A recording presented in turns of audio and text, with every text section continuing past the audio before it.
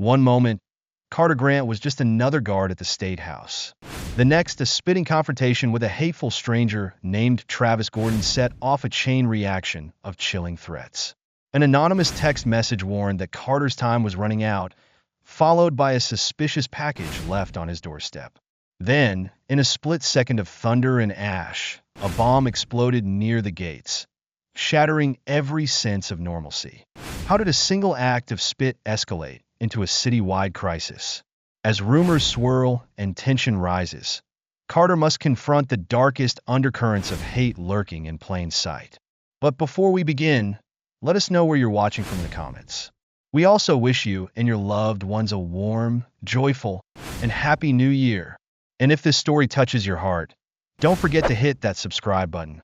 We'll be bringing you more amazing stories tomorrow. Now, let's embark on this journey together.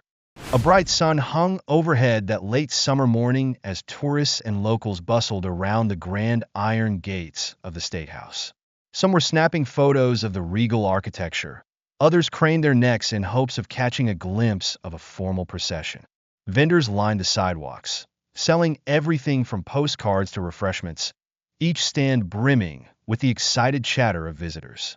In the midst of this scene stood Carter Grant, a member of the Imperial Guard, a ceremonial unit responsible for safeguarding the Statehouse grounds. Carter, poised and stoic in his meticulously pressed uniform of deep blue and gold trim, was one of the few black members in the history of this elite force. The day began like any other. Carter rose before dawn, double-checked his uniform, and mentally prepared himself for the hours of silent vigilance that awaited him at the gates. Though Carter's post demanded unwavering composure, the moment he stepped onto the paved walkway in front of the Statehouse, he sensed a shift in the air, an intangible tension that made the hairs on the back of his neck prickle. Crowds ebbed and flowed around him, families with toddlers perched on shoulders, amateur photographers angling for the perfect shot, and elderly couples recounting the grandeur of the place. Yet every so often, Carter glimpsed a scowl or heard a muttered phrase that hinted at deeper undercurrents of resentment. No matter how often he encountered these subtle forms of prejudice, it never got easier. But Carter remained resolute in his duty. He had come too far, worked too hard, to be deterred by passing hostility. That morning, the gates were particularly crowded because rumors circulated of a small ceremony. Nothing official, but enough to spark interest among out-of-towners. Carter noticed a man, broad-shouldered with a stern face etched by what seemed like perpetual anger, weaving through clusters of onlookers. Something in the man's demeanor struck Carter as aggressive. He bulldozed through the crowd, shoulders knocking into people without a single apology. As the man drew closer, Carter could discern the intensity in his glare. His gaze was pinned squarely on Carter, as though he had singled him out from the entire sea of faces. Soon, the man, later identified as Travis Gordon, came to a stop just a few feet from Carter. He was tall, with short-cropped hair that revealed a deep furrow across his brow and a sneer that suggested. Every muscle in his face was coiled in contempt. The onlookers, sensing trouble, stilled. Conversations died into hushed whispers, camera shutters ceased, and even the children's laughter trickled into silence. Something in Travis's posture screamed confrontation. Carter could practically feel the hostility rolling off him in waves. For a moment, neither man moved. Carter remained statue-like, his training reminding him to keep neutral expressions and absolute calm in front of the public. Travis, for his part, stared unabashedly at Carter's uniform. The gilded edges, the polished badges representing years of service and discipline. Then, without warning, Travis leaned forward and spat directly into Carter's face. The wet, slapping sound echoed louder than one might expect. A horrified gasp rippled through the gathering crowd. Some people instinctively backed away, while others inched closer, phones already out and recording. Carter's brain seemed to halt for a split second. The warm splatter on his cheek drove home the sickening reality of what had just happened. In his periphery, he saw a young woman cover her mouth in shock. A father yanked his child backward protectively, while a group of college students exclaimed in outrage, their cameras capturing every second of this hateful act. Carter's Heart pounded, but his expression remained carefully schooled. In his line of work, any sign of emotional outburst could not only jeopardize his safety, but also tarnish the reputation of the Imperial Guard. He had survived rigorous military training and overcame countless hurdles as one of the first black recruits in this prestigious unit. He was not about to let one moment of vile disrespect unravel that discipline. The crowd waited with bated breath, half expecting Carter to retaliate with force or at least verbal condemnation. Travis seemed to anticipate the same, his lips still curled in that malevolent sneer. He muttered something under his breath, a slur that was inaudible to most but burned into Carter's ears. The tension in the air was tangible, like a stretched rubber band ready to snap at any second. Strangers whispered, "Is the guard going to fight him? He's not just going to stand there, right? This is unthinkable. Why would anyone do that?" A mother near the front of the crowd covered her son's eyes, as though trying to protect him from witnessing an impending act of violence. But Carter, steeling his resolve, refused to move. Instead, he reached slowly into his chest pocket for a pristine handkerchief. Methodically, he dabbed the spit from his cheek, folded the cloth, and placed it back in his pocket. He made no move to draw his ceremonial sword or raise a fist. At that moment, Carter felt as if he stood at a crossroads. One path led to an impulsive reaction, anger, a momentary satisfaction of striking back at the man who had dehumanized him. The other path was the one he had been trained to walk: discipline, composure, and faith in the rule of law. He felt the weight of countless eyes upon him, cameras rolling, children watching, not to mention the official code of the Imperial Guard. Quietly, he chose the path that resonated with everything he believed in. Travis's eyes flicked over Carter's sword, noticing that Carter's hand hovered close but did not grip it. For a split second, a flicker of surprise crossed Travis's face, as though he couldn't comprehend why his provocation hadn't sparked immediate violence. Then, Travis's sneer only deepened. "What's the matter?" he growled. "Can't stand up for yourself?" Somewhere in the crowd, a woman muttered, "He'll be arrested for sure," while another demanded, "Someone call the authorities." The hush began to break as outraged murmurs spread through the onlookers. Several people pulled out their phones in earnest, capturing the hateful spectacle on video, streaming it live on social media platforms. Meanwhile, Carter inhaled slowly, letting the scorching anger coil inside him, but refusing to let it slip out. He stared Travis right in the eyes, a quiet defiance shining in Carter's gaze. In the near distance, the large double doors of the Statehouse creaked open.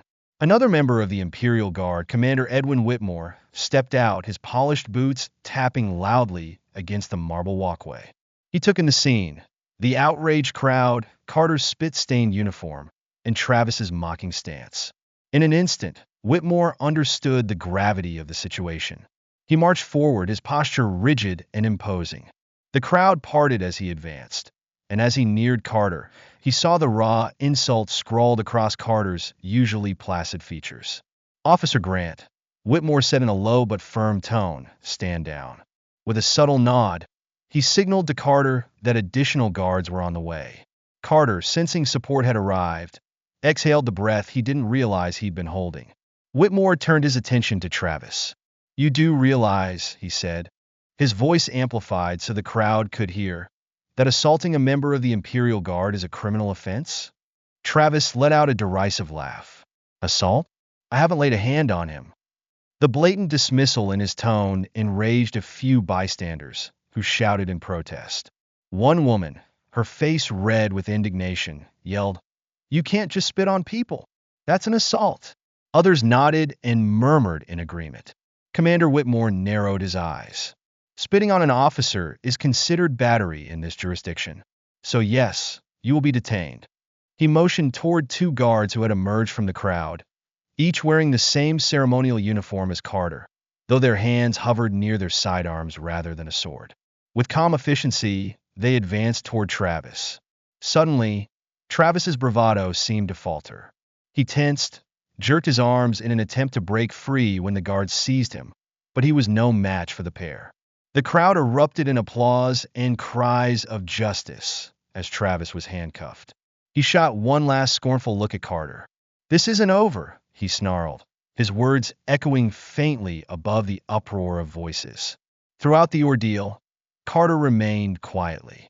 A gentle morning light filtered through the curtains of Carter Grant's modest row house, casting soft patterns onto the wooden floor. He lay awake for a few moments, mentally rehearsing the day ahead, an ingrained habit from his former life in the military. Somewhere in the house, he heard the slight clink of a mug being placed on the kitchen counter. His wife, Naomi, was already up, likely preparing the coffee that had become his daily anchor. Rising, Carter took a moment to stretch, feeling the residual tension in his muscles. The previous afternoon at the Statehouse gates had left him unsettled. While he had faced provocations before, the spiteful act of spitting in his face, and the public spectacle that followed, had a lingering emotional weight. Nevertheless, he reminded himself that composure was part of his duty. He slipped into a pair of running shoes and soft cotton sweats, heading to the kitchen. Naomi offered him a small smile, placing a steaming mug of coffee on the table. "Morning," she said quietly. The news on the small TV near the counter droned on in the background.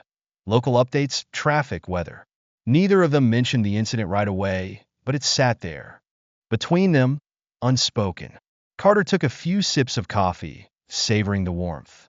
"I'm going for my run," he finally said. It was the same routine every day, a few miles around the neighborhood to clear his head.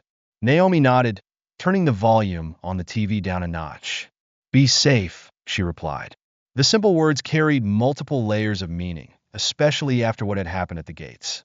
Outside, the air was brisk, still tinged with the last bits of dawn chill.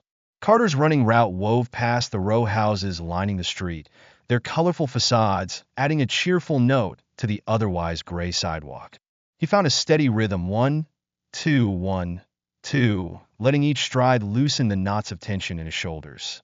He thought back to the path that had led him here. After graduating from a public high school in a working-class neighborhood, he'd enlisted in the Marines. The structure and discipline of military life proved to be exactly what he needed. He excelled in physical training, quickly earning the respect of his fellow recruits. Over the years, he rose through the ranks, learning not only how to fight, but how to remain poised in the midst of chaos. Those lessons had shaped the man he was today. Someone who could stand motionless at the Statehouse gates while enduring verbal attacks and now, even physical disrespect.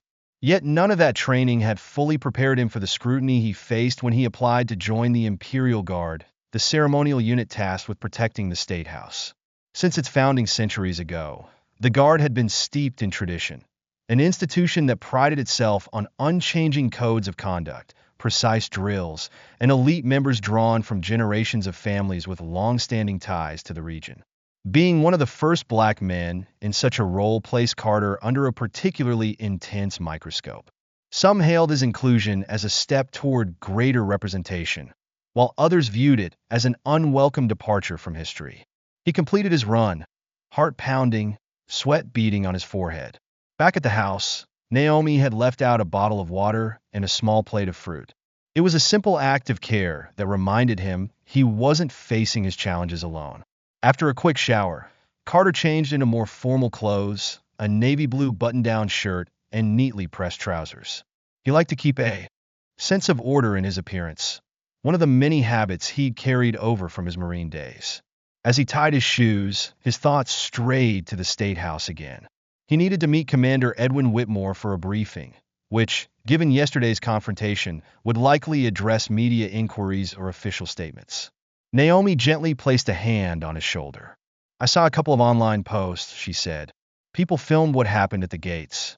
It's all over social media now. Some praising your calm, others not so much." Carter exhaled, pushing aside the flicker of irritation. "I suppose that's inevitable," he replied. "I just hope it doesn't become a political circus." Naomi gave him a sympathetic look. "You can handle it, Carter." An hour later, Carter found himself walking briskly down a polished hallway in the annex behind the Statehouse, where members of the Imperial Guard usually convened. The walls were decorated with historic portraits of long-deceased commanders, stern-faced men in formal regalia, embodying traditions centuries old. At the end of the corridor, Commander Whitmore was waiting outside an office door. "Grant," Whitmore said, giving a short, respectful nod. "Come in." They stepped inside a small conference room, furnished with a long table and several chairs. A large window let in morning sunlight, reflecting off the shiny surface of the table. Whitmore motioned for Carter to sit. "I won't mince words," the commander began, folding his arms. "Yesterday's incident drew a lot of attention. We've already had calls from reporters. The governor's office might release a statement condemning harassment of state personnel." Carter kept his expression steady. "I'm prepared to cooperate with whatever they need," he said. "I didn't plan to become the focus of a news story, but I understand there may be questions." Whitmore studied him for a moment. "You handled yourself well out there. Not many people would keep their cool in that situation. I won't pretend prejudice doesn't exist in this city, but we try to maintain order here. That outburst at the gates could have escalated much further." Carter remembered the moment vividly. The hiss of the crowd, the piercing stares, and the hot flush of the man's spit on his cheek. "I'm just glad no one else got hurt," he said quietly.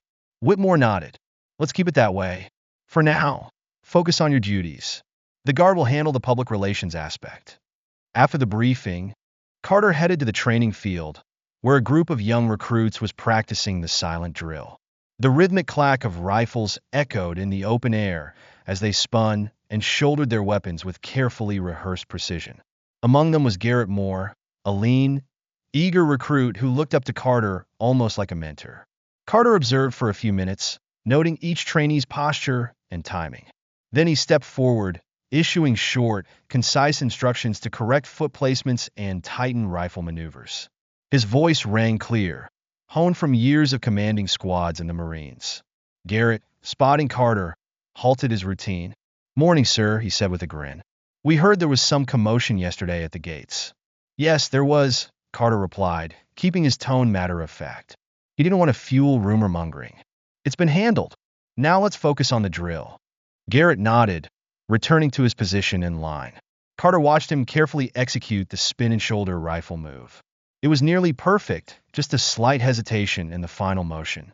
"Relax your shoulders," Carter advised. "Precision isn't about stiffness, it's about control. Let the rifle guide your hands while you direct the timing." Garrett repeated the move, smoothing. "Out the hitch. Like this." Carter nodded. "Much better." Though he spoke calmly, Carter felt a hint of pride. He remembered his own early days in training, nervous, determined, and struggling to find acceptance in an institution that rarely changed. Guiding these new recruits now felt like paying forward the lessons he'd learned, not just about technique, but about fortitude. When the training session ended, Carter took a moment to chat with the trainees. Some asked him questions about the Marines, while others marveled at how he'd earned a spot in the Guard. He offered encouraging words, stressing the importance of teamwork, respect, and resilience. As he departed, Carter reflected on how essential it was to show these recruits they could persevere through any challenge. Being a guard wasn't just ceremonial pageantry, it required moral strength. And if his presence in the Guard stirred controversy, perhaps it would also inspire positive change. He crossed the large courtyard, hearing distant traffic beyond the Statehouse walls. The city bustled on as usual, unaware of the quiet dramas unfolding behind its historic gates. In the back of his mind, he wondered if the man who had spat on him, Travis Gordon, was already out on bail or still locked up. Would there be follow-up investigations? Would the tension escalate? He had no immediate answers, but he knew he had to remain vigilant. That afternoon, Carter stopped by a local cafe for a quick lunch. The server recognized him from a segment on a neighborhood blog a while back, which had praised Carter as a hometown success story.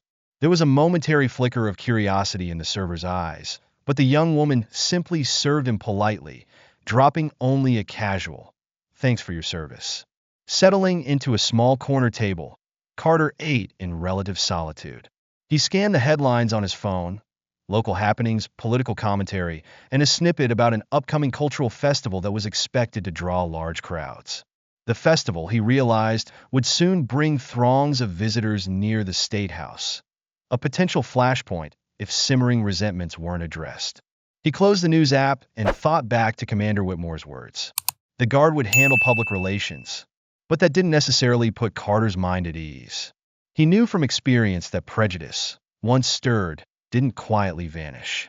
Dusk found Carter back at home, the sun's last rays painting the living room in mellow orange. Naomi was reading on the couch when he walked in, and she set aside her book to greet him. "You look tired," she remarked gently, noticing the tension in his jaw.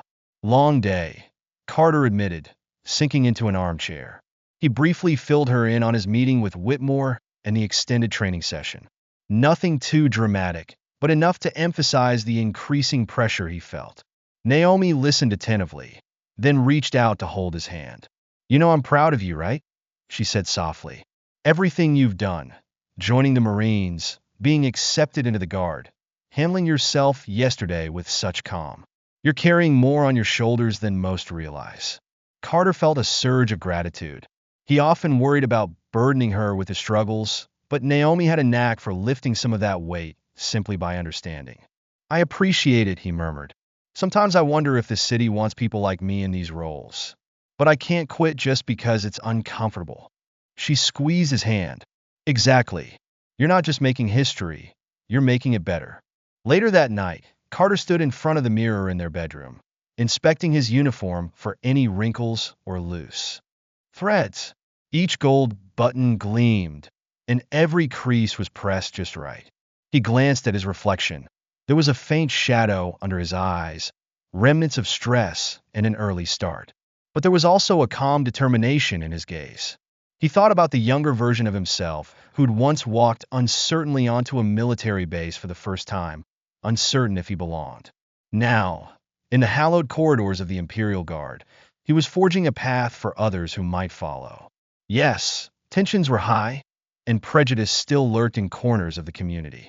But he believed steadfastly in his duty to stand, unwavering, at those gates, both literal and symbolic, that protected the city he called home. Turning off the bedroom light, Carter slid into bed beside Naomi. Outside, the traffic had quieted to the occasional hum of a passing car. Tomorrow, a new day would dawn, bringing its share of obligations and unknowns. Yet Carter felt resolved. He would hold fast to the discipline he'd honed in the Marines, the dignity he displayed in uniform, and the love he shared with Naomi. Whatever challenges lay ahead, be they personal or societal, he would meet them as he always had, with unwavering composure, a steady heart, and an unshakable sense of purpose. A lively crowd filled the promenade in front of the Statehouse that afternoon, chatting excitedly about the upcoming events of the day. Tourism had picked up, and it wasn't unusual to see entire families snapping photos in front of the ornate gates. Street performers and food vendors added to the festive vibe, the aromas of grilled delicacies merging with the melodic strum of a local guitarist. In the midst of this bustling scene stood Carter Grant, dressed in his immaculate Imperial Guard uniform, dark blue fabric with gold accents that gleamed under the mid-afternoon sun. He'd taken his position at the gates only an hour earlier, but the shift had already proven tense. A few tourists recognized him from the now-viral video capturing a hateful outburst days prior. As a result, passers-by occasionally paused to offer a word of support or to covertly record him with their smartphones. Carter did his best to maintain composure, returning polite nods without breaking his posture. His training demanded steadfast discipline, no matter how many sets of curious eyes landed on him. For a moment, everything seemed orderly, until a commotion arose near the center of the crowd. Two uniformed security officers, both younger guards Carter had, worked with closely, moved quickly, their expressions grim. They were shoving their way through the onlookers, trying to reach him. "Officer Grant," called one of them, a man named Leon Webb. He gestured in the direction of a tall, agitated figure pushing past startled families. At first, Carter couldn't see clearly, but then the throng parted enough for him to recognize that ominous face. Travis Gordon, the man who had spat on him in a previous encounter. Carter felt his pulse quicken. Was Travis out on bail already? Travis stormed closer, a scowl etched across his features. Whispers rippled among the crowd. "Isn't that the guy who got arrested? He was released that fast. What's he trying to do now?" Despite the tension in his body, Carter stayed rigid, ignoring the knot forming in his stomach. A wave of anxiety spread among onlookers, parents instinctively pulling children behind them. Some people raised their phones again, sensing the potential for another incident. Officer Grant, Travis's voice was laced with contempt. He pointed accusingly. "Bet you thought you'd seen the last of me." Leon Webb and the other security officer flanked Travis, attempting to de-escalate. "Sir," Leon said firmly, "you need to step back. This is a restricted area." But Travis ignored them, his attention locked solely on Carter. "What? You think you can just stand there all high and mighty?" Travis sneered. His gaze flicked over Carter's uniform, the medals pinned to his chest. "You're nothing but a showpiece." Carter's instincts urged caution. He recalled what had transpired days before, the pure spite on Travis's face, the warm spatter of spit that had landed on him. Yet Carter's voice remained steady. "Sir, you're creating a disturbance. I'm asking you to leave peacefully." Travis let out a harsh, humorless laugh. "Peacefully? Did you give me peace when I was thrown behind bars?" The comment drew murmurs from the crowd, some gasping at the audacity. A few whispered remarks about "where's the respect for the guard?" mingled with onlookers who questioned whether Carter might finally snap. Leon and his partner closed in, each gripping one of Travis's arms. "You need to come with us," Leon warned, his tone clipped. But Travis yanked free, fueled by anger that overrode his better judgment. Before Travis could break further away, a tall figure strode purposefully from inside the Statehouse, Commander Edwin Whitmore. In his full-dress uniform, Whitmore's presence commanded immediate attention. The crowd parted to let him pass, their murmurs momentarily subdued by the sheer authority he radiated. "Officer Webb," Whitmore called sharply, "secure Mr. Gordon." Webb and the other officer complied, reasserting their hold on Travis. Whitmore then turned to Carter. "Officer Grant, are you all right?" Carter gave a curt nod, never dropping his guarded stance. "Yes, sir," he replied. "No harm done." Travis spat at the ground in disgust, thankfully missing Carter this time. "All of you are cowards," he snapped, "arresting me for no real crime." A new wave of onlookers gasped. Some glared at Travis, while a few others seemed uncertain, unsettled by the raw vitriol on display. Whitmore remained calm, though a flicker of anger danced in his eyes. "Mr. Gordon, you're disturbing the peace. We warned you not to come near Statehouse grounds until your hearing. Now, you've violated that directive." By now, security officers began to form a loose cordon, directing the crowd to step back. Travis's rancor showed no sign of abating. He tried again to wrench himself free, but Leon pinned his arm expertly behind his back. "Let me go," Travis hissed. "You're taking his side just because he's part of your guard. He doesn't deserve that uniform." His outburst sparked immediate uproar. Several bystanders booed and shouted back, "You've got no right, or respect the guard." Others filmed, ensuring every second would end up on social media. Despite the insults being hurled at him, Carter maintained his composure. He refrained from any physical retaliation and kept his hands at his sides. Commander Whitmore nodded in approval, silently commending Carter's restraint. Eventually, 2 additional security personnel arrived, taking Travis into custody with more success. Through the tension and scuffling, Carter noticed a small boy standing near the front of the crowd. The child looked about 8, clutching a stuffed animal to his chest. His wide eyes darted between Travis, now handcuffed, and Carter, whose stoic demeanor revealed little about how he felt. The boy stepped closer, tugging on his mother's sleeve. She appeared hesitant, but allowed him a few steps forward. "Officer, why didn't you fight that man?" the boy asked, his voice high and clear enough that onlookers paused to listen. Carter crouched slightly, meeting the child's curious gaze. "Because fighting doesn't always solve problems," he explained gently. "Sometimes, when someone's angry or hateful, responding with more anger only makes things worse. It can be stronger to stay calm." The child blinked, seeming to weigh Carter's words. "So, being strong isn't about yelling?" he asked in a hushed tone. Carter smiled softly. "Exactly. Real strength can mean keeping yourself under control, even when it's hard. The crowd seemed momentarily disarmed by the interaction.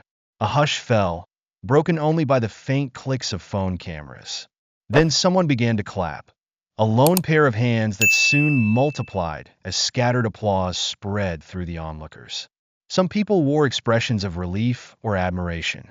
Others, however, looked skeptical, as though they weren't convinced Carter's calm approach was the right one. One man in a business suit stepped forward, crossing his arms. "Officer, I respect you didn't want to cause a scene," he said, tone uncertain. "But shouldn't you stand up more forcefully against that kind of hatred?" Carter glanced at him and answered carefully, mindful that every word would likely be shared online. "I believe in law and order. The legal process will handle Mr. Gordon. My job is to protect everyone here, no matter their opinion of me, without escalating violence."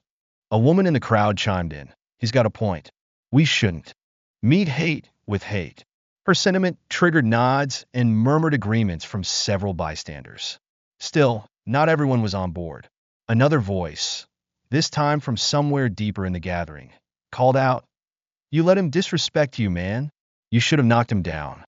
A few people mumbled in assent, though they were drowned out by a more substantial wave of support for Carter's nonviolent stance. Commander Whitmore placed a hand on Carter's shoulder. "We'll take Mr. Gordon inside for processing," he announced, directing the security officers. Travis was hustled away, still snarling indignant remarks. The crowd eventually began to disperse, but the ripples of the confrontation remained palpable in the charged air. In the aftermath, Carter resumed his post at the gates, though his mind was reeling. He was relieved that the situation hadn't spiraled into something worse, like an assault or a panicked rush from the crowd. Yet he felt the weight of the public's divided opinion. Some applauded his restraint, seeing it as a mark of true professionalism.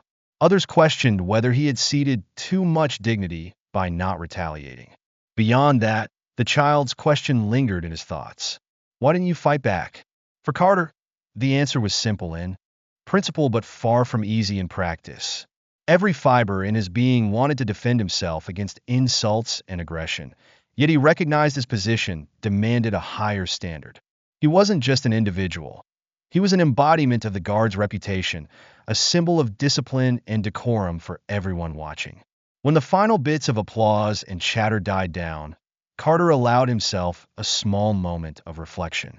He had managed to de-escalate conflict without raising a fist or unsheathing the ceremonial sword. The praise and criticism alike underscored a simple truth. His role was not just about ceremonial duty, it was about moral stance. In choosing nonviolence, he had made a statement, not only for himself, but for anyone who believed that hate should be dismantled by laws, courage, and composure rather than brute force. And so, under the bright afternoon sun, Carter stood quietly at his station, heart still drumming from the adrenaline of confrontation. He gazed at the departing crowd, reminded that in moments of crisis, one's actions could either stoke the flames or illuminate a path toward understanding.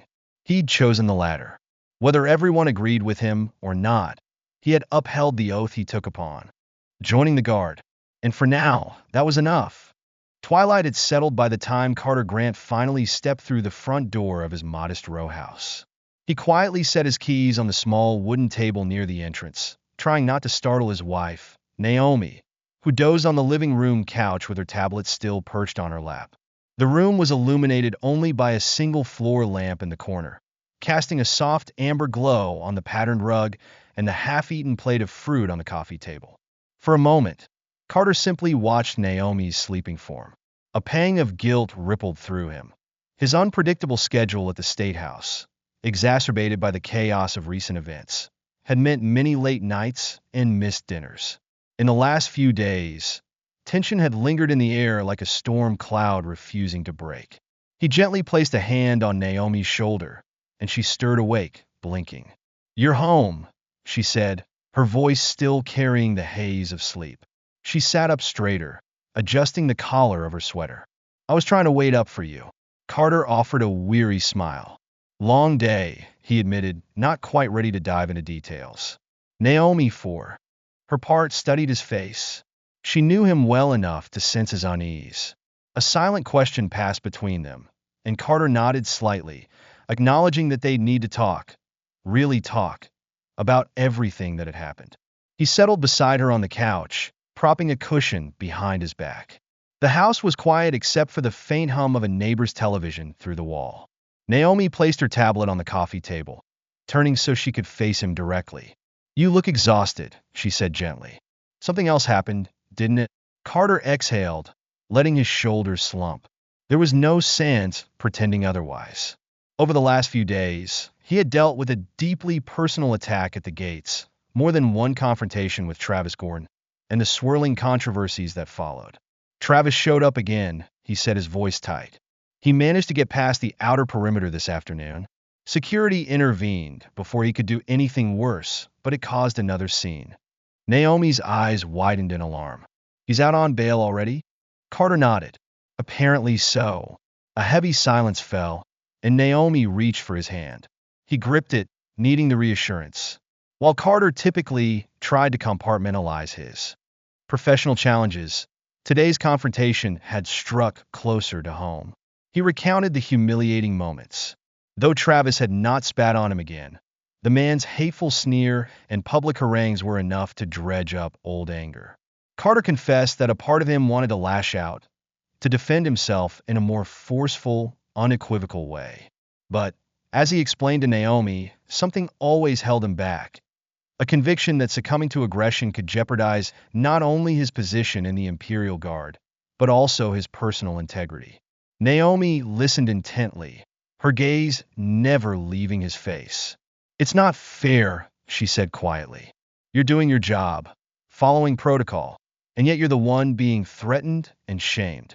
Carter squeezed her hand, a lump forming in his throat. "I know," he said, "but I can't let him or anyone else dictate how I respond. I'm an officer, and if I lose control, it reflects poorly on the entire guard." Naomi's lips pressed into a thin line. She respected Carter's resolve, but she also knew the toll it exacted. This measured self-control came at a steep emotional cost, making him question his worth and safety. They were interrupted by a buzzing vibration. On the coffee table, Naomi glanced down at her tablet. New social media notifications flashed across the screen. One headline stood out: "Shocking footage of Statehouse guard harassed again." Beneath it, a thumbnail screenshot displayed Carter's uniformed figure, framed by a tense crowd. Naomi opened the link, and they watched in silence as shaky phone footage captured the earlier confrontation. The clip highlighted Travis's aggression and Carter's unflinching calm. Within seconds, the post-comment section appeared, a chaotic mix of supporters praising Carter and critics hurling vile insults. Some insisted Carter was too passive, while others lauded him as a paragon of restraint.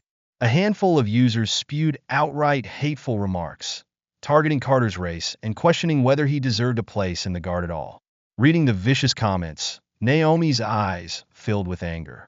"I can't believe how cruel people can be behind a keyboard," she said, her voice trembling slightly. Carter's jaw tightened. "It's worse than before," he noted. After the first altercation, he had gained a wave of sympathy. But now, his repeated nonviolent response seemed to further polarize onlookers, those who admired him for it, and those who saw him as weak or undeserving. As if on cue, Naomi scrolled to a new post. This time it was a video featuring Travis himself. Livid, ranting directly into the camera from what looked like a poorly lit garage. The clip started with a barrage of insults directed at Carter, calling him a fraud and worse. Travis claimed he wouldn't back down, no matter how many times he was harassed by the system.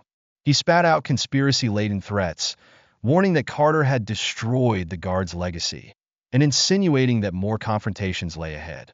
The comment section beneath Travis's video mirrored a troubling undercurrent of support for his hateful perspective, with a small but vocal group egging him on. Carter's stomach clenched. He could handle personal insults, but the explicit threats worried him. Who knew how many people might be emboldened by Travis's vitriol? Could it escalate beyond words into genuine danger? Naomi pressed the pause button, her cheeks flushed with anger. "This is unacceptable," she muttered. "You need to tell your superiors about this." The guard should take these threats seriously. Carter nodded. Commander Whitmore already knows some of what's going on, but I'll show him this video as soon as possible. We can't afford to ignore it. He shut his eyes, exhaustion crashing over him in waves. The day had started with the typical routine of morning drills and gate duty, only to end in an emotional firestorm fueled by social media outrage and open threats. Naomi led Carter to the kitchen, where she reheated a bowl of soup and sliced some bread, anything to give him a bit of comfort. They ate in relative silence, the only sound the slight clink of spoons against ceramic. Eventually, Naomi broke the quiet. "How are you holding up, really?" she asked. He paused, considering how best to articulate the confusion, anger, and hurt swirling inside him. "Honestly, I feel torn," he admitted. "People assume I'm fine because I stand there, stoic. But it cuts deep every time Travis or someone else questions my place. And having this spread online just amplifies it. It's like the whole world is watching me, waiting to see if I'll snap." Naomi reached across the table, resting her hand atop his. "No one can blame you for feeling that way," she said gently. "But you're not alone. There are plenty of voices speaking up for you too." Carter nodded, recalling the supportive messages and the encouraging remarks from strangers who appreciated his restraint.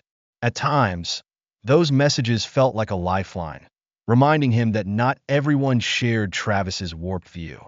Nevertheless, the tension weighed on them both. Naomi worried about Carter's safety at the Statehouse and about how quickly bigotry could spiral into violence. She worried about the mental strain it placed on him, fearing that his quiet composure might give way under enough pressure.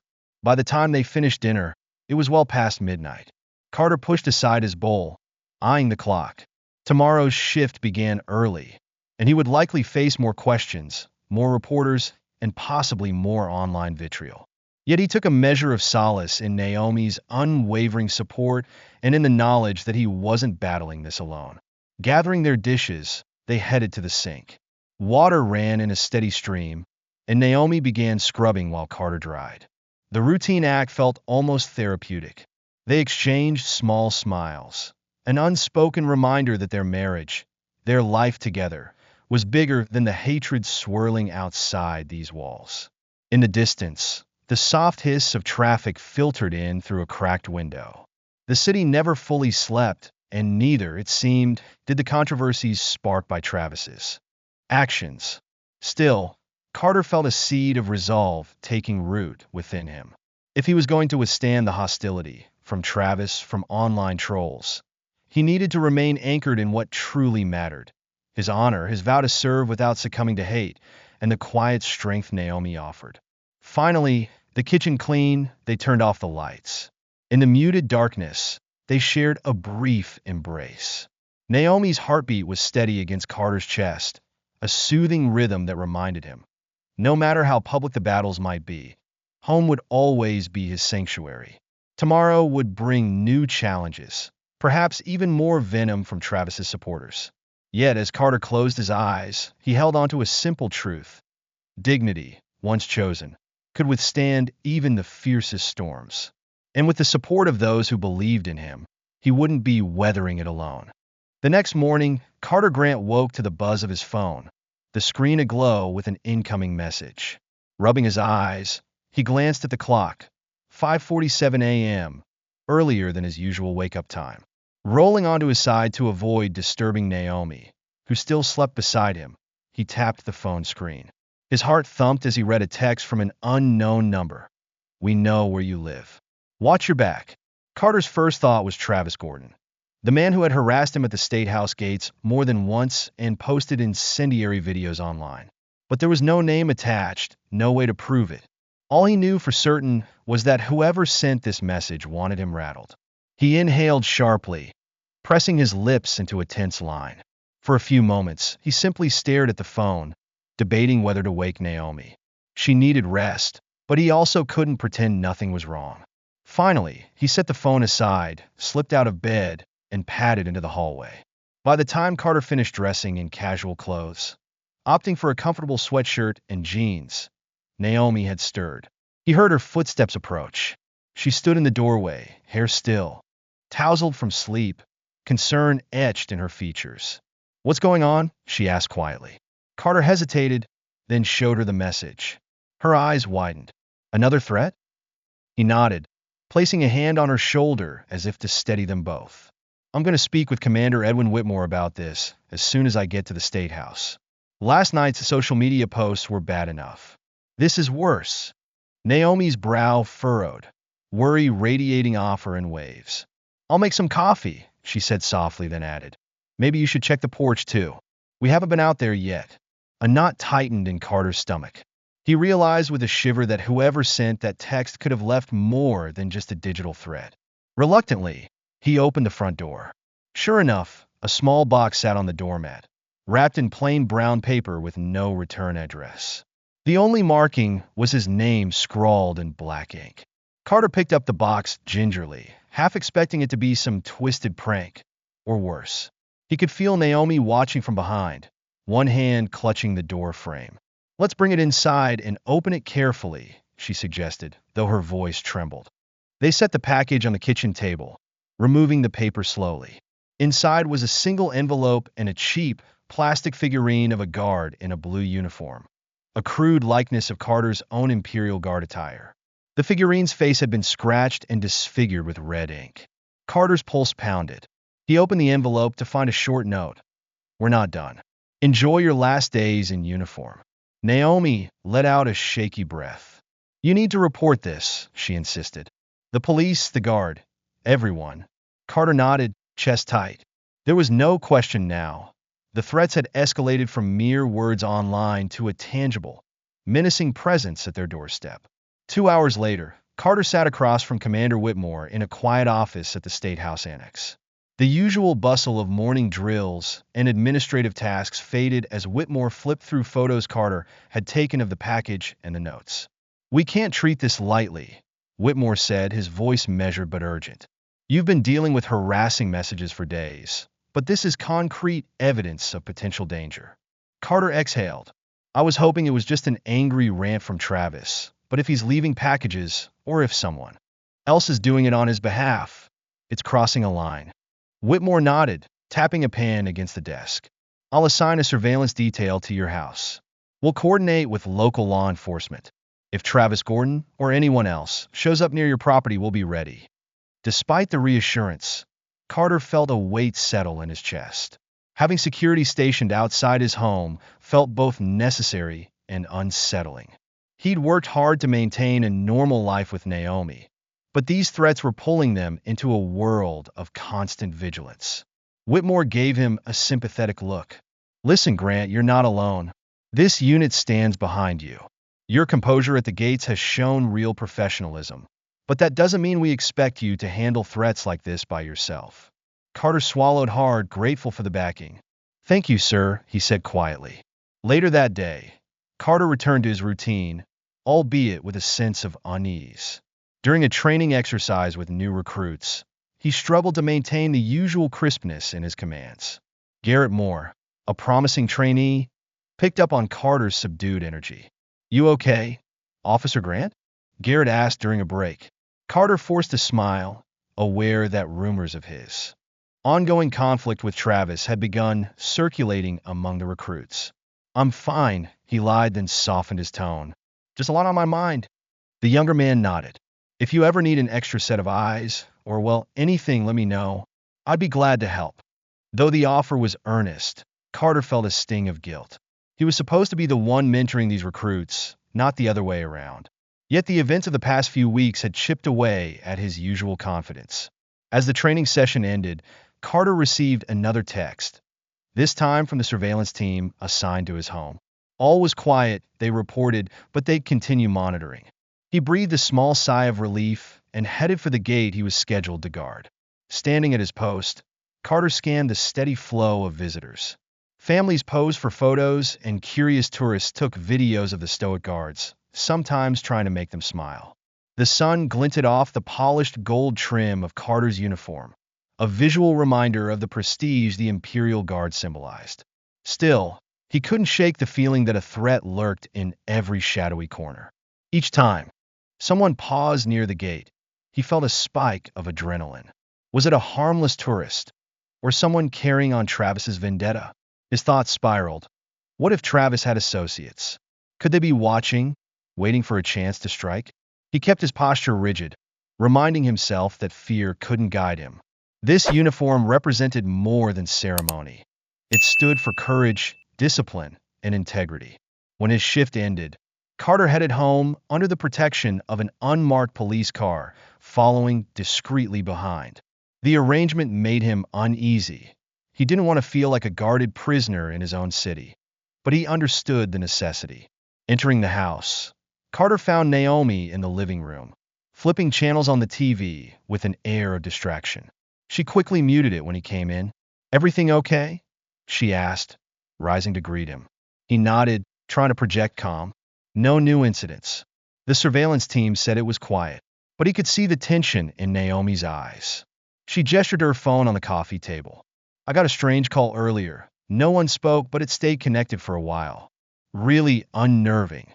The news made Carter's stomach sink. First texts and packages, now silent phone calls. "I'll let the authorities know," he said, trying to keep his voice level. Naomi grabbed his hand. "What if this escalates further?" she whispered, her eyes welling up. "I'm worried about you, about us." Carter gently guided her to sit on the couch.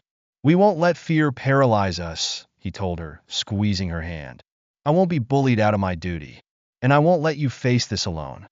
She leaned against him, finding comfort in his steadiness. "I just want you to be safe," she murmured. "Me too," Carter admitted. "But I can't run from my responsibilities. I took an oath when I joined the Guard to serve and protect. Cowering away won't uphold that oath." As dusk approached, the soft glow of streetlights filtered through their living room curtains. Naomi prepared a simple dinner, pasta and salad, while Carter double-checked the locks and peered out the window at the surveillance car parked discreetly down the block.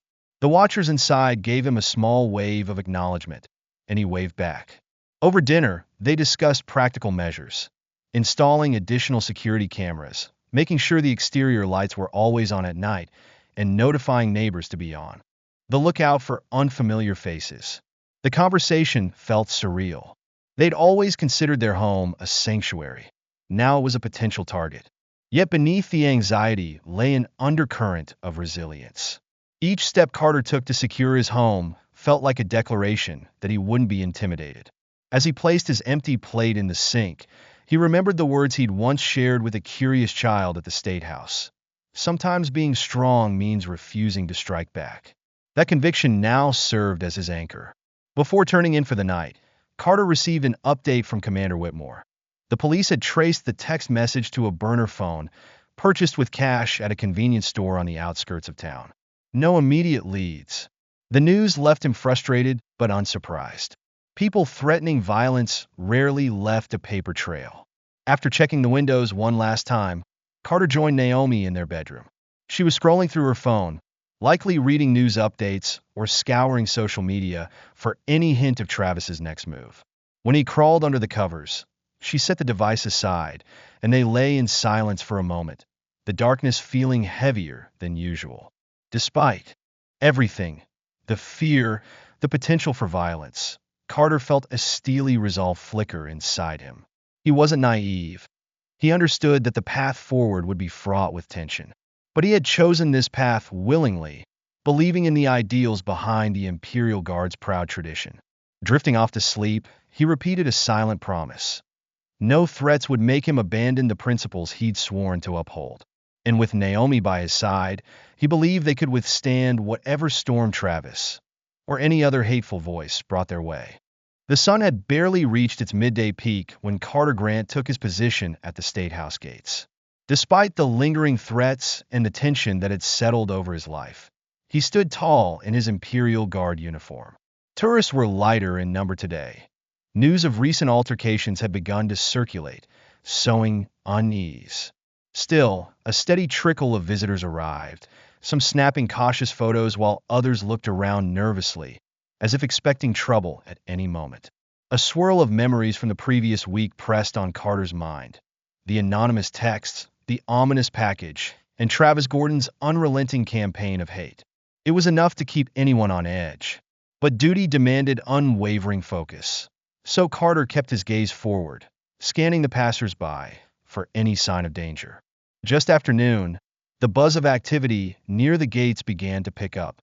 A cluster of schoolchildren approached for a field trip, their teacher hurrying to gather them in an orderly line. A few feet away, an elderly couple peered through the bars of the ornate gate, remarking on the beauty of the Statehouse gardens. Carter offered them the polite nod he had perfected over months of service. For a moment, the routine lulled him into a sense of normalcy. Then came the thunderous boom. A deafening explosion tore through the air, rattling the ground beneath Carter's feet. The impact seemed to echo for miles, sending a jolt of panic through tourists and staff alike. People screamed, scattering in all directions. Dust and debris billowed upward from a spot just outside the gate, close enough to jolt Carter backward, but mercifully not near enough to inflict severe harm on him. Heart pounding, Carter fought to regain his footing. His ears rang, and he could taste grit in his mouth. Security alarms blared around the Statehouse as a flurry of uniformed guards and on-site police rushed toward the source of the blast. Through the haze, Carter could make out shards of twisted metal, likely from a hidden device or makeshift bomb. A swirl of white smoke drifted across the pavement, mingling with the acrid smell of scorched concrete. Carter's training kicked in. He wrestled down the rising fear, scanning for injured civilians. His eyes locked on a young woman sprawled on the ground, her ankle twisted at an unnatural angle. Without hesitation, he sprinted over, crouching beside her. "Stay calm," he instructed, pressing a hand lightly on her shoulder. "Help is on the way." Nearby, a child clutched his mother's arm, tears streaming down his face. Carter signaled another guard to attend to them. Panic still crackled in the air, sirens, frantic shouts, and the shrill beep of security systems. As Carter attempted to clear the area, a sudden hush seemed to fall, like the calm before a second storm. Out of the swirling smoke stepped Travis Gordon. He stood with a twisted grin, brandishing a small, handheld remote that featured a conspicuous red button. "Did you think I was bluffing, Officer Grant?" he spat, his voice dripping with malice. Panic flickered across the faces of bystanders, some pointing and whispering, "That's him," or "He's the one who's been threatening the guard." Carter's stomach lurched. His mind flashed back to the threatening messages, the defaced figurine, and all the vile rants Travis had posted online. He hadn't expected something this extreme. A bomb, detonated in broad daylight, endangering innocent lives. "Everyone get back," Carter shouted, motioning for the crowd to retreat behind the protective cover of a security barricade.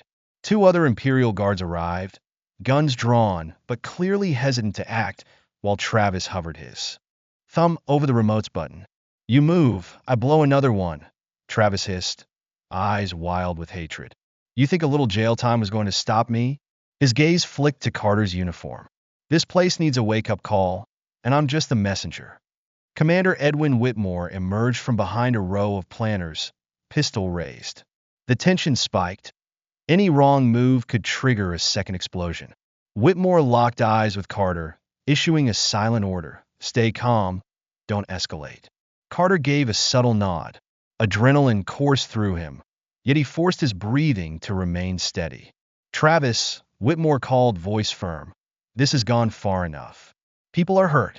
You need to stand down now." Travis let out a harsh laugh.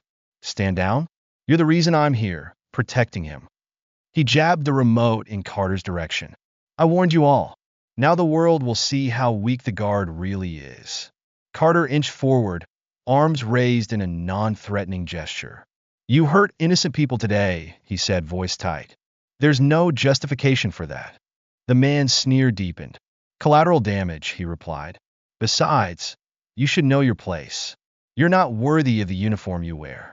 A flicker of anger coursed through Carter, but he forced it down. The critical priority was that remote in Travis's hand. "Let's talk about this," Carter tried, his tone calm despite the adrenaline. "You've proved your point. There's no need to detonate anything else." For a moment, Travis seemed to waver, his eyes darting between Carter and Whitmore. Then his posture stiffened, and he pressed his thumb down on the remote's button. A collective gasp arose from the crowd. Carter's heart nearly stopped. Nothing happened. Confusion splashed across Travis's face. He pressed the button again, this time frantically. Still no reaction. In that split second, Whitmore seized the opportunity. "Now!" he shouted, and the security team lunged. Carter propelled himself forward, tackling Travis with a powerful shoulder. The remote clattered to the asphalt. One of the guards, Officer Leon Webb, kicked it away. Travis thrashed and cursed, but Carter and Leon pinned him to the ground, each securing one of his arms. Whitmore rushed forward, retrieving the remote and checking it for additional triggers. Panting heavily, Carter met Travis's furious gaze. "It's over," he said. "You're under arrest." The scene erupted in motion as medics, police, and bomb disposal experts flooded the site, while paramedics tended to the injured. An explosives unit combed the area for more devices. They discovered another suspicious package near a trash bin, fortunately inert, thanks to a faulty wiring job. The city had narrowly escaped a far worse disaster. Handcuffed and surrounded by officers, Travis still sneered. "You haven't won," he spat through gritted teeth. "There are more of us out there. This is just the beginning." That ominous warning clung to the air like a toxic cloud. As Travis was hauled away, Carter felt a wave of relief crash into a brutal undercurrent of dread. The immediate crisis had passed, but the threat Travis embodied was far from contained. By late afternoon, the Statehouse grounds were in partial lockdown. Yellow police tape fluttered in the breeze, cordoning off the blast site. News vans formed a neat row beyond the perimeter, reporters clamoring for the latest updates. Inside the command center, Carter and Whitmore conferred with law enforcement. The bomb squad's preliminary report indicated the device had been crudely made, but still potent. Had it been placed closer to the crowd, or properly wired for a second detonation, casualties might have been catastrophic. Word spread quickly that Travis Gordon had been taken into custody again. Social media buzzed with shock and outrage. Many praised Carter's swift action, while others fixated on the unsettling possibility of a broader hate network. When confronted by investigators, Travis refused to name any accomplices but hinted at alliances with like-minded extremists. Though physically unhurt aside from a few bruises, Carter felt the emotional toll as he exited the command center at dusk. The knowledge that Travis was only one piece of a larger puzzle gnawed at him. How many more shared his twisted worldview? Could they be plotting similar acts? As Carter wearily left the Statehouse, he found Naomi waiting for him by the side entrance, her face etched with worry. She rushed forward, wrapping him in a tight embrace. "I heard the explosion on the news," she whispered, her voice trembling. "Are you okay?" He exhaled slowly, burying his head against her shoulder. "Yeah," he murmured, though the day's events had left him shaken. He recounted the standoff with Travis, the failed remote, and the moment he realized this wasn't just a personal vendetta. It was something bigger, more insidious. Naomi's grip on him tightened. "We'll deal with whatever comes," she said, trying to reassure him as much as herself. But beneath her words, Carter sensed the same fear that had begun to grip the entire city. The notion that a hidden network could plan such attacks cast a long, dark shadow. Still, Carter drew strength from her presence. Exhausted as he was, he remembered his vow not to succumb to hatred or fear. Today, he confronted the unthinkable and lived. Tomorrow, and the many tomorrows to follow, would demand even more resolve. As they walked away together, the sirens and flashing lights behind them an ever-present reminder, Carter could only hope that by standing firm, he might help safeguard the city from the hate that now threatened to tear it apart. In the aftermath of the bombing attempt at the Statehouse, the city found itself on high alert. Uniformed police patrolled the streets in greater numbers, and an uneasy hush seemed to settle over public gatherings. Carter Grant, still shaken from his confrontation with Travis Gordon, spent the next few days juggling his usual ceremonial duties while also fielding inquiries from investigators. The question on everyone's mind was the same. How could a lone man manage such a brazen attack? As it turned out, Travis might not have been acting alone. Early one morning, Carter was summoned to a secure briefing at the Statehouse Annex. Stepping into the conference room, he found Commander Edwin Whitmore, a team of detectives from the local police, and a somber-faced federal agent named Alyssa Monroe waiting for him. A half-dozen photos and maps cluttered the walls, each connected by colored strings like a giant spiderweb of potential suspects, locations, and cryptic symbols. "Grant," Whitmore said, beckoning Carter closer. "We've uncovered new evidence." He nodded toward the display on the wall. "It's bigger than we thought." Monroe, her posture rigid, stepped forward. "We obtained a warrant to search Travis Gordon's personal devices. On his phone and laptop, we discovered communications with a group calling itself the Unyielding Front. They're not just random trolls online. They appear to be an organized extremist cell." Carter felt his stomach tighten. He recalled Travis's parting words the day of the bomb attempt. "There are more of us out there." "So it wasn't just empty talk," he murmured. Monroe nodded. "Far from it. They've been recruiting and coordinating across multiple platforms, planning simultaneous attacks at key locations around the city, places with symbolic or cultural significance. We believe the Statehouse was just one target." A hush fell in the room as Carter absorbed this. "Do we have any indication how many are involved?" he asked, his voice steady despite the dread that settled over him. Whitmore exchanged a glance with Monroe. "We can't say for certain, but based on the files we decrypted, there could be dozens, possibly more." After the briefing, Whitmore pulled Carter aside. "Listen," he began quietly, "we all respect what you did at the gates, keeping your head when Travis threatened to blow the place sky high. But this is a different level. We got joint task forces, federal agencies. It'll be dangerous work. You don't have to be involved directly." Carter hesitated. Part of him wanted to keep his distance, to retreat to the familiarity of guard duty, and let the professionals handle what was quickly becoming a citywide terror investigation. But he also felt a stirring sense of duty. If Travis's hate network was branching out, then everything Carter had endured up until now was just a precursor. Innocent lives were at stake. He cleared his throat. "I appreciate the concern, Commander. But if my insight can help catch these people, I want to be part of it. I know Travis, and I've seen how he operates." Carter's jaw set, recalling Travis's self-righteous sneer. "I'm not running from this." Whitmore studied him for a moment, then gave a grave nod. "All right then, we'll bring you in on the operational side. But you're still an officer of the Imperial Guard, so we have to loop in the higher-ups. Keep me posted on everything." Over the next several days, Carter's life took on a new, frantic rhythm. He spent mornings drilling with the Guard, partly to maintain the Statehouse's security, partly to keep up appearances that life was proceeding normally. In the afternoons and evenings, he joined detectives in cramped offices where they pored over reams of data, encrypted chats, bank transfers, suspicious vehicle rentals. The evidence painted a disturbing picture of a network fueled by the same toxic ideology that spurred Travis to violence. Carter was astonished by the scope. There were coded messages discussing targets and timelines. Multiple references to Operation Restoration suggested the group believed they were cleansing the city of perceived unworthy elements. Photos of potential strike points littered the investigation board. Libraries, community centers, even local festivals. During one session, Carter spotted an address scribbled in the corner of a chat log. 723 Beacon Street Warehouse. According to the notes, this location was a known meeting spot for some of the group's members. Carter pointed to it. "Have we checked this place out yet?" Monroe shook her head. "Not thoroughly. It's on our watch list, but we've been short on manpower to cover every lead." Whitmore frowned, arms crossed. "We can't ignore it. Even if it's a dead end, we have to be sure." He glanced at Monroe. "Set up a discreet surveillance on Beacon Street."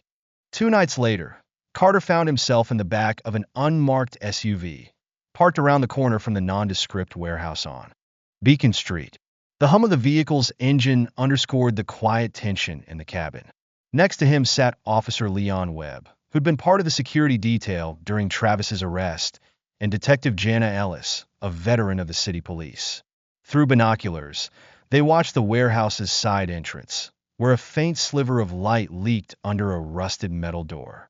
Their earpieces crackled with Monroe's voice. "We have visual confirmation of 3 suspects entering from the north side. Stand by for the signal."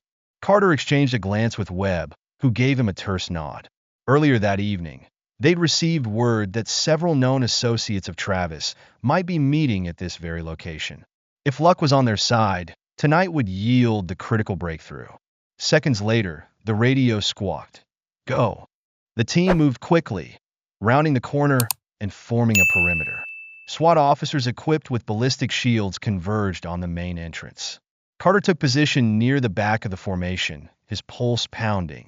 A resounding crash echoed as the SWAT team used a battering ram to breach the door, splitters of wood and metal clattering to the ground. Inside, chaos erupted. Commands rang out, hands in the air, and flashlights whipped around, illuminating stacks of crates and industrial shelving. Carter's heart kicked into overdrive as he followed officers down a narrow corridor, weapon drawn but pointed low. They emerged into a large open space strewn with folding chairs, tables piled with papers, and a projector aimed at a makeshift screen on the wall. Startled figures scrambled to escape, only to be intercepted by waiting officers. Within minutes, the suspects were subdued, cuffed, and corralled against a concrete wall. When the lights flicked on fully, Carter saw a chilling tableau. Propaganda leaflets scattered across a table, a half-open laptop displaying a chat room, and a whiteboard with names of potential targets. He felt a chill as he recognized the Statehouse listed alongside other landmarks. Travis's twisted ambition was far from solitary. Back at the command post, Monroe and Detective Ellis began interviewing the suspects. Carter hovered near one of the interrogation rooms, listening as bits of conversation leaked through the door. A wiry man with a shaved head hissed defiance, insisting that the unyielding front had operatives scattered all over the region. Meanwhile, Whitmore supervised a team cataloging items confiscated from the warehouse. Their findings included digital storage devices, detailed maps, and coded documents referencing more than just a local agenda. Carter heard the term Phase 2 repeated multiple times, an apparent blueprint for a larger wave of attacks. Exhausted from the raid, Carter leaned against a hallway wall. He couldn't shake the sense of dread that the net they'd cast was still incomplete. Travis was behind bars, but so many others had taken up the cause. The city he'd sworn to protect felt more vulnerable than ever. A door creaked open, revealing Whitmore. The commander's face was grim. "Grant, we've only scratched the surface," he said quietly. "They've got cells in 3 other neighborhoods. We're coordinating raids over the next few days." His gaze hardened. "I'd like you in on it, if you're willing." Carter nodded without hesitation. "I'm with you, sir. Whatever it takes." By the time Carter finally returned home that night, dawn threatened the horizon. Naomi greeted him at the door, worry etched into her features.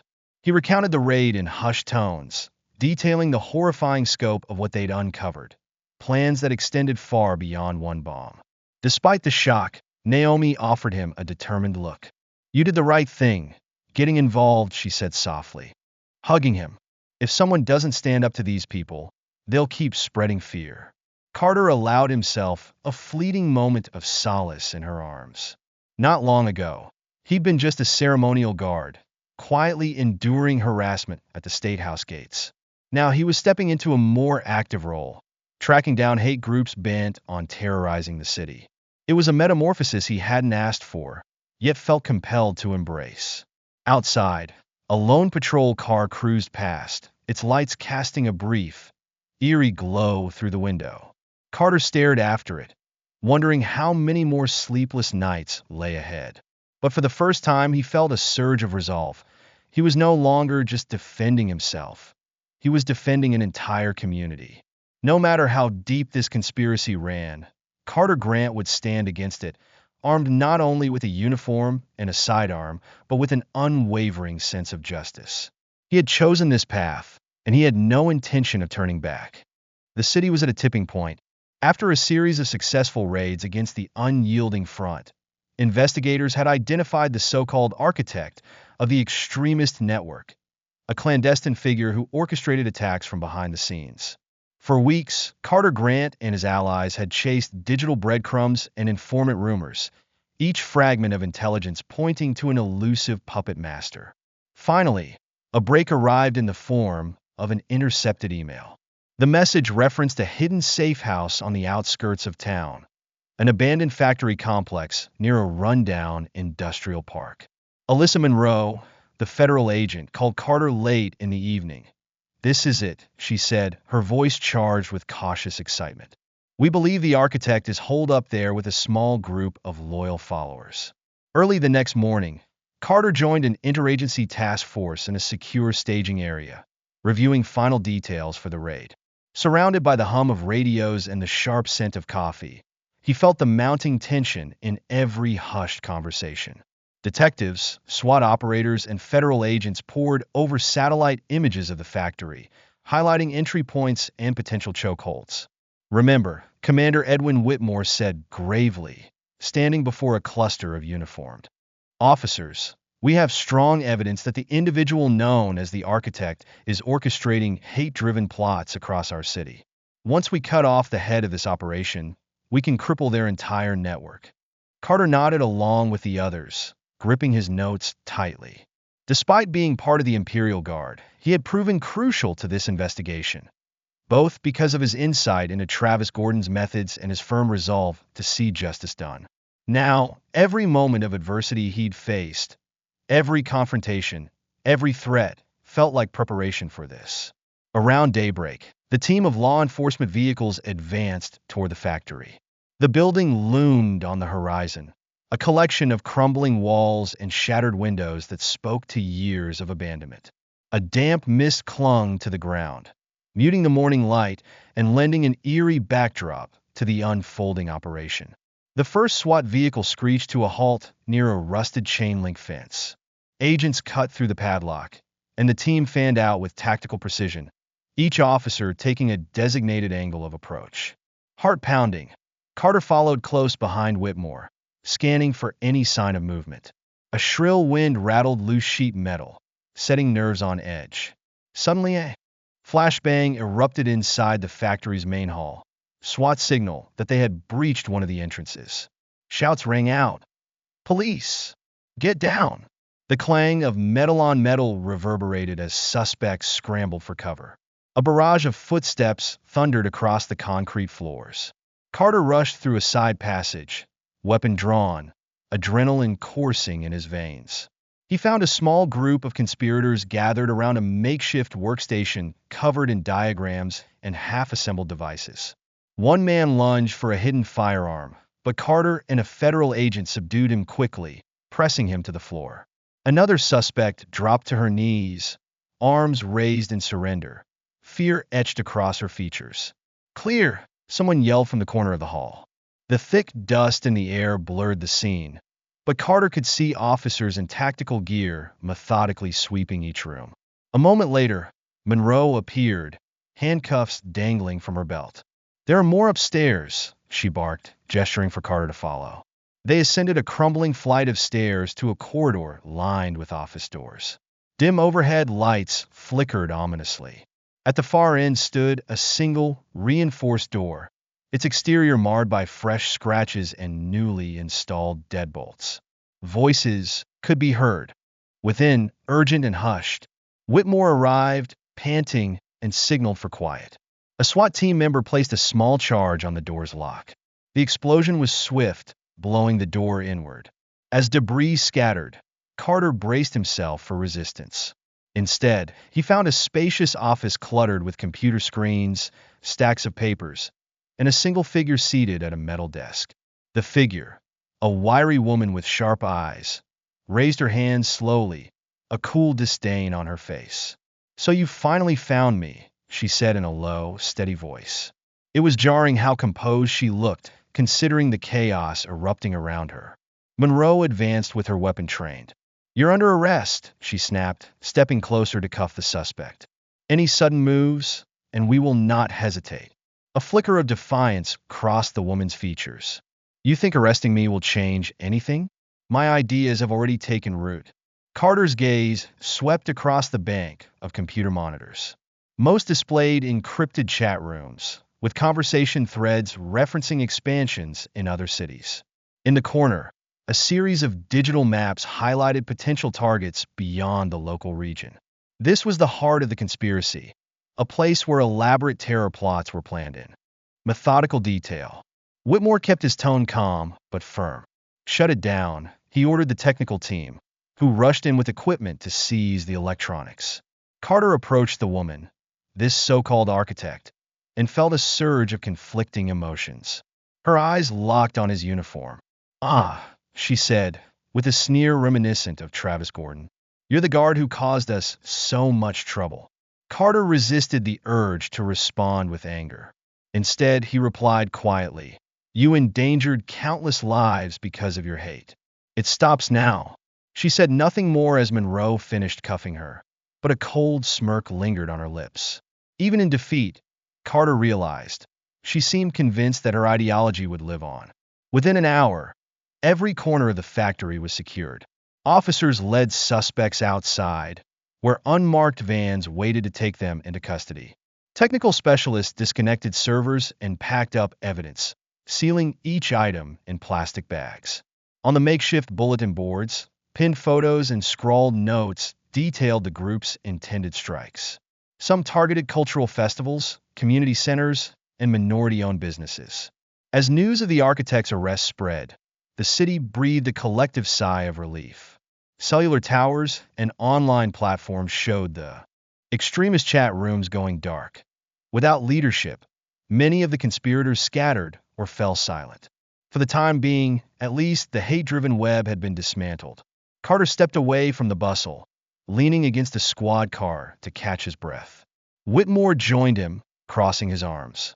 "Good work today," the commander said quietly. "I'm proud of you." Carter nodded, a mixture of relief and weariness washing over him. "We've come a long way." Whitmore managed a small grin. "You've done more than just guard a gate, Grant. You helped protect an entire city." That evening, Carter returned home to find Naomi waiting on their front porch, the setting sun casting a warm glow across her face. The heaviness in his chest lifted at the sight of her.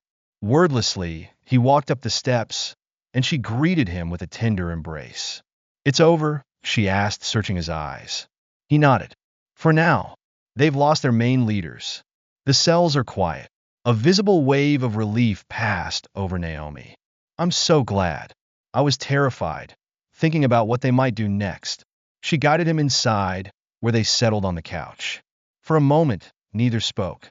The house felt like the sanctuary it had once been, before the threats and the late-night fear.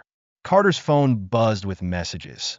Colleagues and friends offering congratulations, acquaintances from the guard applauding the resolution. Even strangers who had followed his story online were sending words of gratitude. But the most significant acknowledgement, Carter realized, was the profound sense of safety returning to their community. That night, as he and Naomi shared a simple meal, they allowed themselves to exhale. Gone was the constant dread of another bomb or a sudden attack.